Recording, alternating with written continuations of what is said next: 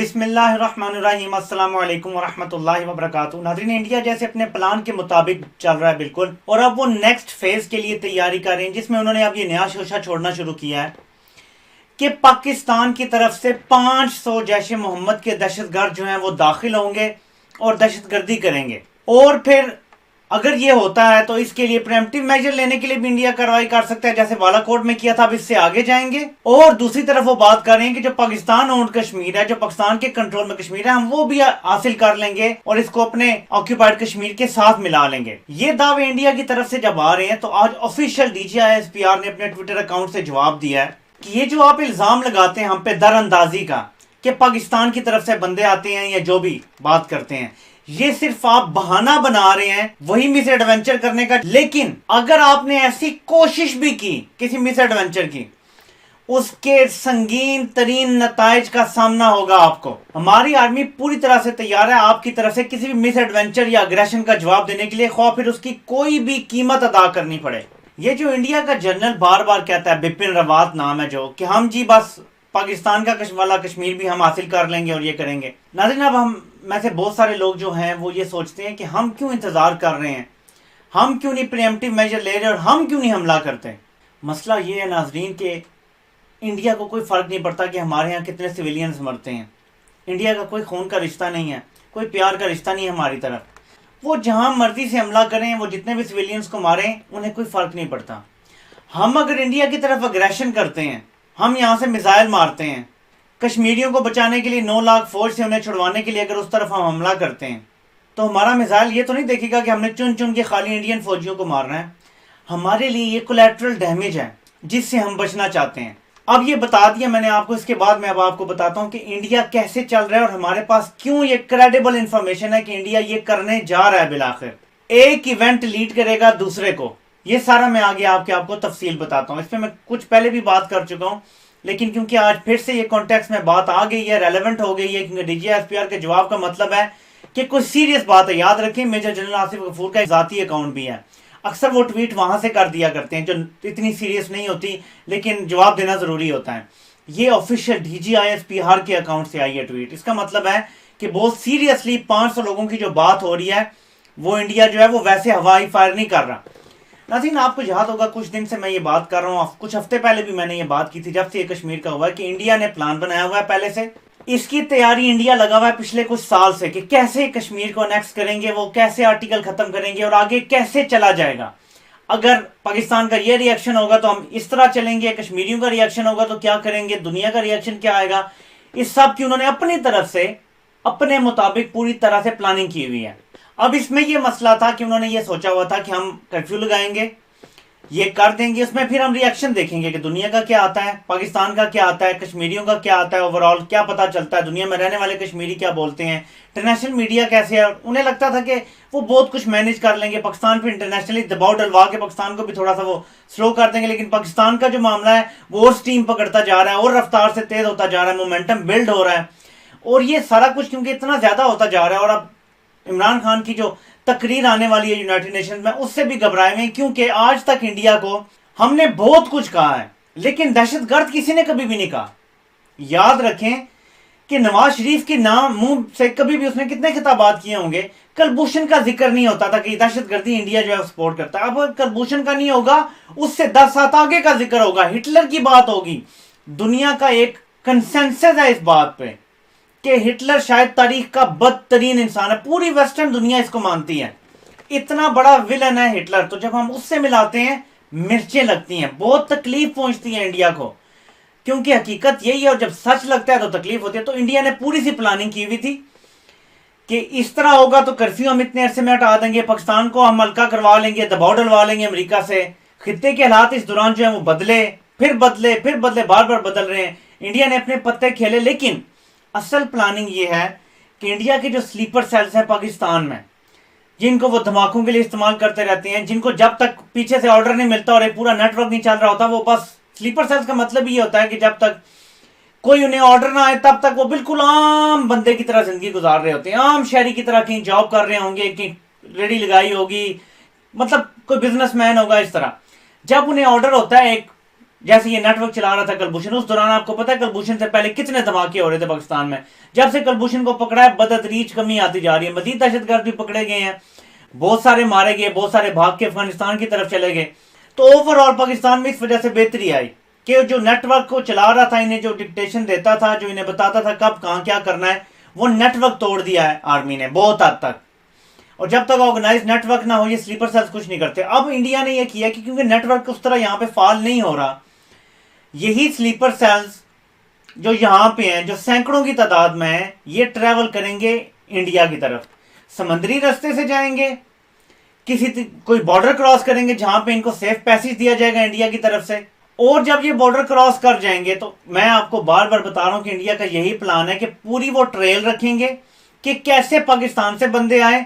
और इंडिया इस दफा प्लान कर रहा है कि इतने बड़े लेवल पे कुछ हो कि 9/11 को लोग भूल जाएं। ये इन्होंने 1 2 10 बंदों का नाम नहीं लिया नाजरीन, 500 बंदों का नाम लिया कि 500 बंदे जो हैं वो तैयार हैं यहां पे आगे हमला करने के लिए। ये हवाई फायर नहीं किया गया, आपका बड़े मक्कार दुश्मन थे सामने। याद रखें, ये वो दुश्मन है जो हमला भी आप पे करता है और दुनिया को यह बताता है कि पाकिस्तान मस्ती करता है।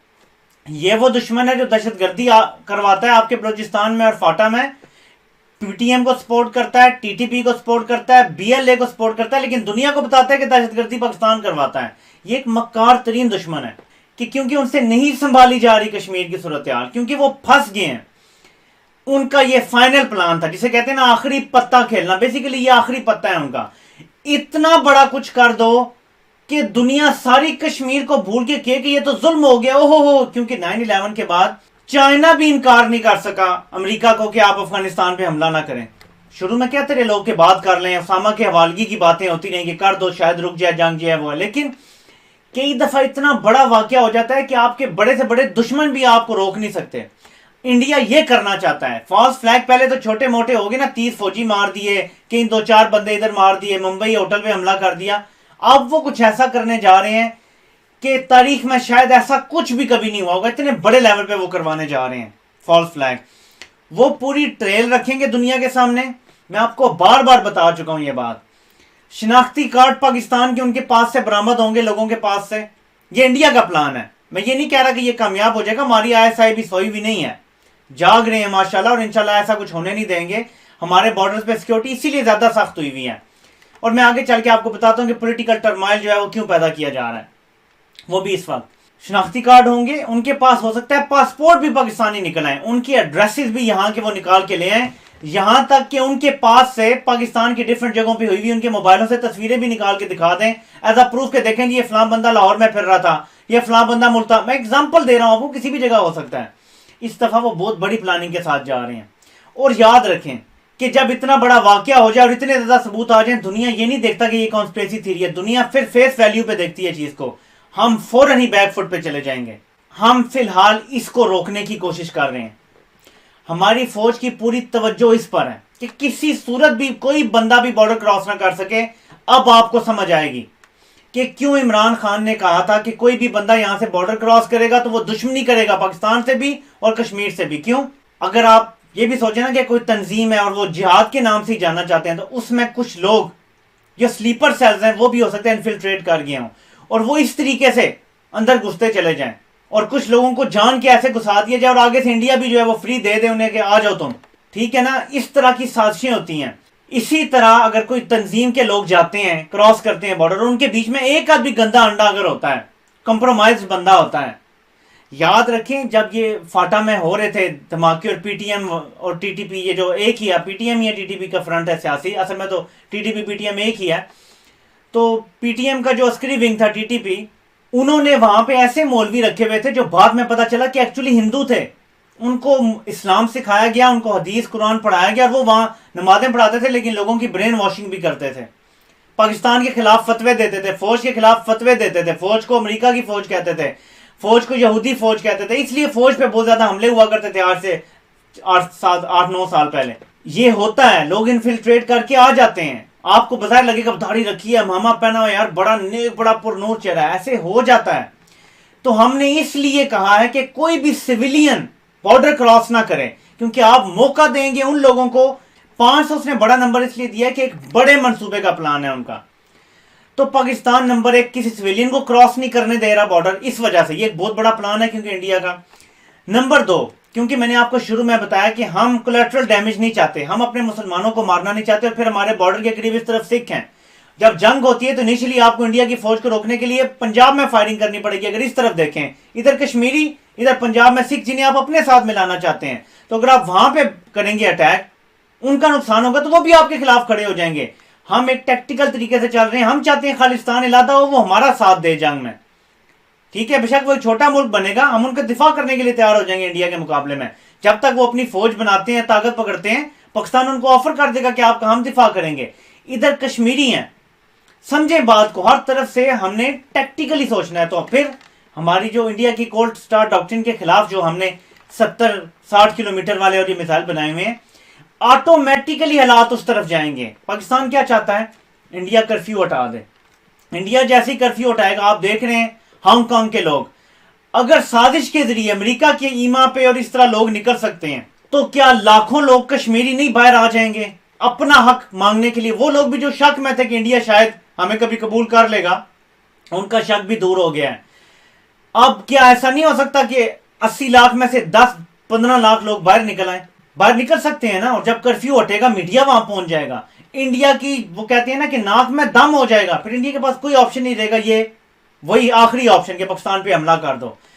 500 लोगों का वो, लेकिन अगर वो भी पाकिस्तान नहीं कामयाब होने देता और हम रोक लेते हैं, कोई सिविलियन यहां से क्रॉस नहीं कर पाता, और इंडिया अपने अंदर से लोगों को उठा के नहीं करेगा क्योंकि इंडिया को सबूत देने पड़ेंगे, तो फिर दूसरा ऑप्शन है कि पाकिस्तान पे एक लिमिटेड वॉर कर दो। हम उसके लिए पूरी तरह तैयार हैं कि जब वो हमारी तरफ आएंगे, हमारा बॉर्डर क्रॉस करने की कोशिश करेंगे, तब हम उनको वहां पे रोकेंगे। और उसी के लिए हमने टैक्टिकल वेपन्स भी रखे हुए हैं, टैक्टिकल न्यूक्लियर वेपन्स भी रखे हुए हैं। इसलिए मैं आप लोगों से कहता हूं कि जंगें जज्बात से नहीं जीती जाती, जज्बा ईमानी से लड़ी जाती हैं, लेकिन वो जो जज्बात हमारे हुए में ना बेसब्री वाले, उनसे जंगें नहीं जीती जाती। जज्बा ईमानी की ना हमारी फौज में कमी है। दोस्तों, ये लोग जब वर्दी पहनते हैं ना, मेरे दादा भी फौजी थे, मुझे अच्छी तरह पता है, ये लोग जब वर्दी पहनते हैं ना, तो एक एक्स्ट्रा ईमान की हरारत इनमें आ जाती है। Every day when they wear that uniform, शहादत का जज्बा और ज्यादा हो जाता है इनमें। तो आपकी फौज बुज़दिल नहीं है, सिर्फ हमने इंडिया को बेबस करके वो आखिरी मूव इंडिया से करवानी है जो इंडिया इंशाल्लाह करेगा, और फिर हम इनको जवाब देंगे। और DGISPR की ये ट्वीट मैं लगा रहा हूं, गौर से इसको पढ़ें कि एनी मिस एडवेंचर और अग्रेशन का मुंह तोड़ जवाब दिया जाएगा, और किसी भी कीमत पे आपको फौज जो है वो इसका जवाब देगी। फिर वही लफ्ज याद करें, आखिरी गोली और आखिरी सिपाही तक हम लड़ेंगे। तो हमारी तरफ से पूरी तरह से इंशाल्लाह हम तैयार हैं। जो कुछ हालात नेचुरली उस तरफ जा रहे हैं, इसको आप ये कहें कि हालात का स्नोबॉल इफेक्ट होगा या डोमिनोज इफेक्ट होगा, कि एक काम होगा तो उसके बदले दूसरा, यानी कर्फ्यू हटेगा, एहतजाज होगा, एहतजाज होगा, इंडिया घबराएगा, इंडिया घबराएगा तो उसको और कोई चारा नहीं होगा सिवाय इसके कि या वो बड़ा सा कोई फॉल्स फ्लैग कराए या पाकिस्तान पे हमला करे। दोनों सूरतों में पाकिस्तान टारगेट करने की कोशिश वो करेगा। उसके बाद हमारे पास जवाब देने के लिए सारे ऑप्शन खुले हुए हैं। जैसे हमने पुलवामा और फिर बालाकोट का जवाब 27 फरवरी को दिया था, हम उससे बहुत बड़ा जवाब इंडिया को देंगे, इंडिया के दांत खट्टे करके रख देंगे हम। इंडिया को समझ आ जाएगा कि कितने 20 का 100 होता है। इसलिए अपनी अफवाज पे, हुकूमत पे भरोसा करें। मैं आपको बार बार इसीलिए कहता हूं, 5th जनरेशन वॉर का सबसे बड़ा टूल है कि क्योंकि हमारी फौज अभी बॉर्डर पे ज्यादा एक्टिव हुई हुई है। तालिबान के साथ मुज़ाकरात में जो रुकावट आई है, आईसीस आपके बॉर्डर के करीब बैठी हुई है। 2 लाख फौज वहां बिजी है, दिन रात उन्होंने एक किया हुआ है, एक सेकंड के लिए नजर नहीं वो हटा सकते कि आईसिस के लोग ना यहां दाखिल होना शुरू हो जाएं। इस तरफ से इंडिया से भी लोगों को रोकना है हमने, दहशतगर्दों को इधर आने से। हमने यहां से लोगों को जाने से भी रोकना है कि कहीं यहां से इंडिया के स्लीपर सेल्स भी बीच में शामिल होकर ना चले जाएं, ये भी हमने रोकना है। ईरान की तरफ से भी हमेशा हमें खतरा रहा है, कलभूषण भी ईरान के बॉर्डर से आया था, और बहुत सारे दहशतगर्द अभी रिसेंटली जो बलूचिस्तान में हुए CPAC पे हमले, वो बलूचिस्तान ईरान के रास्ते से आए लोग, तो वो बॉर्डर भी है हमारा। और इसी का जिक्र इमरान खान ने किया अमेरिका में भी, और कहा कि कोई और होता तो उसे हार्ट अटैक हो जाता। हर तरफ से बॉर्डर के मसाइल, और यही 5th जनरेशन वॉर। मैं इसलिए कह रहा हूं कि यहां पे सियासी टर्मोइल उतना है नहीं जितना बनाने की कोशिश की जा रही है। बार बार ये कहा जा रहा है कि इमरान खान नाकाम हो गया, क्योंकि सबको पता है फौज किसी सूरत नवाज शरीफ जरदारी को अब बर्दाश्त नहीं करेगी। तो फिर एक ही हल है, मार्शल लॉ। फौज अपना बॉर्डर देखे, मुल्क की सियासत देखे, मुल्क की मैशत देखे, क्या क्या देखे, फौज को बिजी करना चाहते हैं, फौज को डिस्ट्रैक्ट करना चाहते हैं ताकि इस दौरान दुश्मनों को मौका मिल जाए आपका 100% मीडिया इसी काम में लगा हुआ है। लेकिन मेरे दोस्तों, हम मुहिब्बे वतन पाकिस्तानी हैं, हमें अपनी अफवाज पे एतबार करना चाहिए। हमारे 3 तरफ जंगें तैयार खड़ी हैं, ईरान की तरफ भी, तालिबान के उधर आईसीस से लड़ाई जारी है, उधर अमेरिका वहां से निकलने के लिए भी तैयार नहीं है, फौरी मुज़ाकरात जो है वो हुए हुए हैं, तातुल का शिकार हुए हैं। इधर इंडिया जो है वो हर किस्म के अग्रेशन के लिए तैयार है, बहुत बड़े फॉल्स फ्लैग के लिए तैयार है। हमें फूंक फूंक के कदम रखने हैं, सोच समझ के। कश्मीरियों का मुकदमा हम बोलने वाले नहीं है, उन्हीं के लिए 3 जंगें हम लड़े हैं और आंदा भी लड़ेंगे इंशाल्लाह। पाकिस्तानी फौज ना डरने वाली है और ना डरेगी इंशाल्लाह। तो प्लीज इस वक्त ये वक्त नहीं है कि अपनी अफवाज को और हुकूमत को आप बुजदिल के इमरान खान कश्मीर का मुकदमा सफारती महाज पे लड़ेंगे। आपकी अफवाज इंशाल्लाह दिफाई महाज पे कश्मीर का मुकदमा जंग की सूरत में होगा या इंटेलिजेंस बेस होगा, वो आपको लड़के और जीत के दिखाएंगे इंशाल्लाह। दुआ करें कि अल्लाह पाक कश्मीरियों के लिए और पाकिस्तानियों के लिए, सब के लिए बेहतरी का सामान पैदा करें। अल्लाह पाक आप सब कामयाब नासिर और सबके सुनने का बहुत बहुत शुक्रिया।